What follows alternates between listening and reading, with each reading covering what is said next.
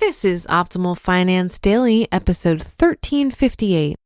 Why We're Taking on Debt to Move from Good to Great, Part 2, by Fritz Gilbert of the retirementmanifesto.com. And I'm your host and personal finance enthusiast, Diana Merriam. This is the show where I read to you from some of the best personal finance blogs on the planet, with the author's permission, of course. Thank you for joining me today and every day as we take charge of our financial futures by educating ourselves on the many facets of money. If you have a question you want answered here on the show, send one in to finance@oldpodcast.com. You might just be featured on a future episode. Today's post is actually a continuation from yesterday. So if you're new here, first off, welcome. And then second, it'd be best to listen to yesterday's episode first. But if you're all caught up, let's hear part 2 and continue optimizing your life. Why We're Taking on Debt to Move from Good to Great, Part 2, by Fritz Gilbert of the retirementmanifesto.com. Reason number 4, lifelong cash flow thinking. If you listen to my podcast interview on Choose FI, you know that we're likely going to defer my pension for about 2 years after my retirement date. My pension grows at 6% per year if I defer and will remain at that higher level for the rest of my life. Having the mortgage makes it easier to fund the 2-year gap period and grow that pension at an attractive rate. 6% growth in pension, 3.5% rate on mortgage. Kind of makes sense in my mind. I'm still doing some analysis on the pension deferral, and I won't have to make a final declaration until about March 2018. Until we know exactly what we're going to do, taking on the mortgage makes the potential deferral of my pension a more viable option. We have $170,000 of additional short-term liquidity that we wouldn't have if we'd paid cash for the great cabin. If we defer the pension, we'll have to live 100% off our savings during the gap years. Until I know definitively if we need the extra liquidity, it seemed wise to pay for the option. Reason number 5, after-tax interest rate arbitrage. Given that our mortgage interest is tax deductible, it's important to look at the true net cost of the mortgage interest on an apples-to-apples after-tax basis. We also have to realize that the money received via a mortgage will be generating a return while it rests inside our investment portfolio. Here's our thinking on the math. Those proceeds from the mortgage are being held primarily in conservative bond funds. Vanguard's Municipal Bond Fund, VWITX if I were guessing, and earning a approximate 2% tax-free yield.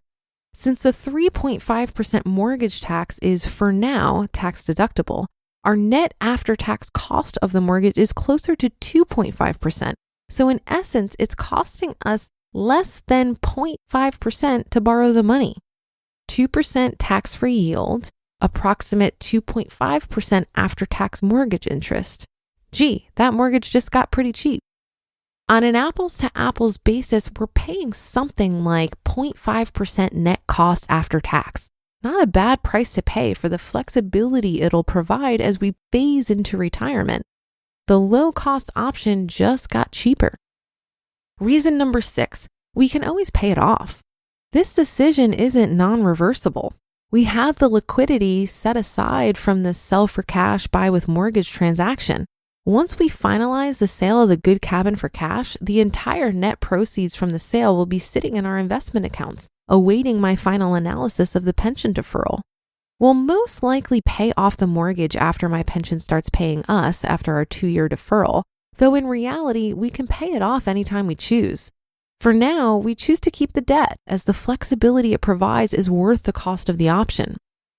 Disclaimer, in the event interest rates have increased dramatically by about 2020, we'll revisit the interest rate arbitrage and potentially decide to not pay it off. For example, if we can earn 4% in a CD while paying 3.5% for the mortgage, we'll pursue that plan rather than paying off the mortgage. The freedom that financial independence brings. Reason number 7, other considerations. In addition to the reasons which make sense for our situation, there are other considerations where taking on debt may make sense for you. In the case of my friend Jim, at Route to Retire, he may be able to look at debt as an alternative to dealing with Rule 72T. In the case of my friend Nords at the Military Guide, he made a public declaration last week at FinCon that he intentionally took on about $600,000 of mortgage debt well into his retirement. Why? In his case, it's interest rate arbitrage, and he's written a ton about it on his blog, The Military Guide.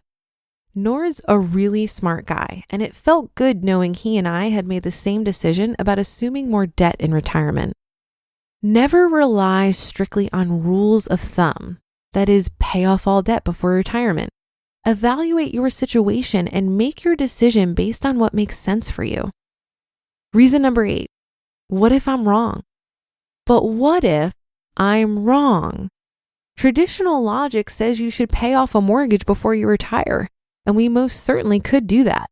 The brain-twisting mathematical models that my rocket scientist friend Big Earn published argue that it's best to pay off the mortgage. Love you, Earn. So what if Big Earn is right and I'm wrong? Our situation throws a variable into Big Earn's mathematical equation. That variable is the value which we place on flexibility.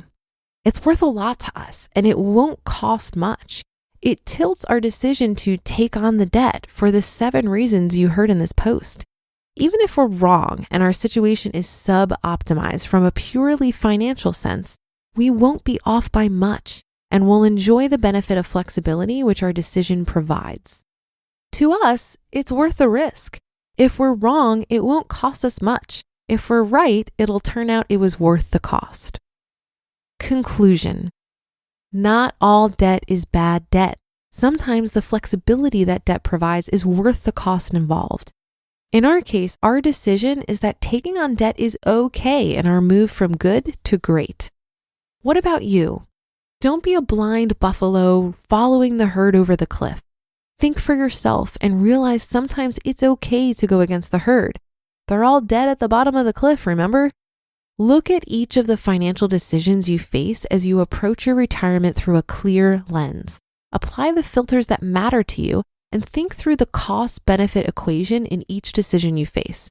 Sometimes the rule of thumb doesn't apply.